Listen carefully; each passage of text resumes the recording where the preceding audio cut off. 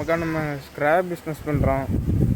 உங்கள்கிட்ட இரும்பு இந்த மாதிரி ஐட்டம்லாம் ஹாஃப் டன் இல்லாட்டி 1 டன் அந்த மாதிரி இருந்துச்சுன்னா திருப்பூர், கோயம்புத்தூர், மெயினாக சிங்காநல்லூர், சூலூர், பல்லடம் எந்த சைடு இருந்தாலும் சரி, கொஞ்சம் அவுட்டர் இல்லாமல் ஓரளவு மெயினில் இருந்தால் எப்படி இருந்தாலும் சரி தான். கோயம்புத்தூர், திருப்பூர் இந்த இடத்துல இருந்தீங்கன்னா கூப்பிடுங்க. மினிமம் ஒரு ஹாஃப் டன் இருந்தால் சரி.